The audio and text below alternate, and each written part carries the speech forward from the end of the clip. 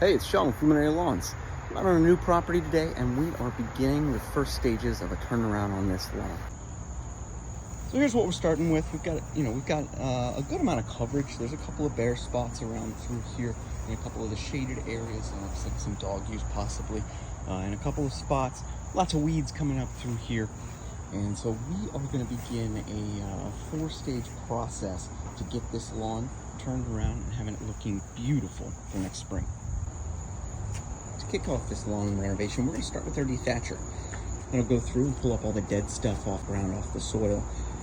And as part of the dethatching process, we'll also take our mower with a bag around there, run it over, and that's going to suck it all up once it's been loosened by the power rake.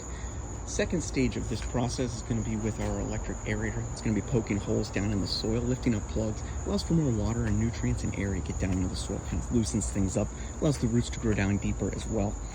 Then we're going to be going ahead and overseeding it with our custom seed blend. And finally, we will top dress it with a little bit of organic compost. It's going to give it a bunch of nutrients, everything that it needs to take off and grow successful. The three most important things to keep in mind when you're doing the lawn renovation are moisture, seed to soil contact, and the environment. You've got to make sure that you have the right amount of water. Not too much, not too little. I will say that the majority of failed lawn renovations are due to not enough water. The seed to soil contact is incredibly important to start that germination as well. So you really have to make sure that the ground has been properly prepped before you put the seed down, or you'll have minimal results. And then lastly, elements can be a variety of different things. It's environmental factors like rain. If you've got a big flood, storm, it can wash things away, of course.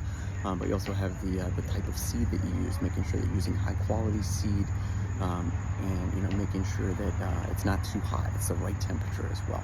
All of that stuff is important. All this stuff will impact how successful your lawn renovation is. I folded it up here to show you the underside of this. Basically, it's got these little tines. They swing around. This whole thing just spins in a circle, and it scrapes the ground, pulls up all the thatch that's in here. You can see it really easily here in this dead patch, like all this dead stuff here. If you just put seed down on top of this, it's not going to take, because it's not getting that soil to seed contact that it needs. So that dethatcher is going to come scrape all this up, pull it off, and when you really get down and look in here, that same stuff is all through your yard. Now you'll see at the end here, I'll show you how much we pull up. Oh, look at that. That is one pass with the dethatcher on there. You can see how much of that dead grass and all the collected flora material has been sitting underneath on the bottom underneath all this grass. And then you can see over here the bare areas that we had. It's really scratched up that surface really nice, loosened it all up so that it'll be much softer landing spot for the seed. It'll sit and soak into it much better. Now that we hit this thing with the dethatcher, the power rake, we're going to go through the second part of the dethatching process. Is taking a mower with a bagger over top of this. We're going to suck it all up, get it nice and clean. Look at all of that. It's from 3 passes with the mower. The next step here in the process is aerating. We've got our all-electric aerator over here. Basically, this thing has these big spikes that go down into the ground. They're hollow, so they're going to pull plugs up out of the soil. It's going to make holes all over the surface here, and it's going to allow water and air to get down into the soil. It's also going to help with compaction. It's going to loosen things up by making space, so it's easier for the roots of the grass to grow down much more easily into the ground and grow deeper. It makes it more healthy, more resilient to heat and drought stress as well. A big difference between core aeration and just regular aeration. You might see some cheaper aeration services where they're just poking holes in the ground. All they're doing is shifting the compaction.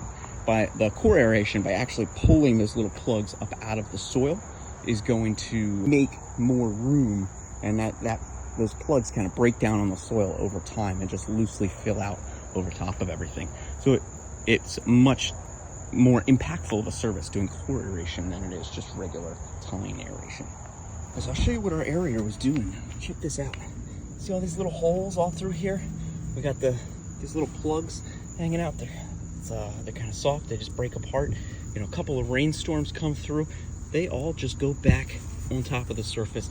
Just a nice little dusting. It helps cover the the seed up a little bit better. The seed can also fall down in all these little holes, you know, about the size of my finger.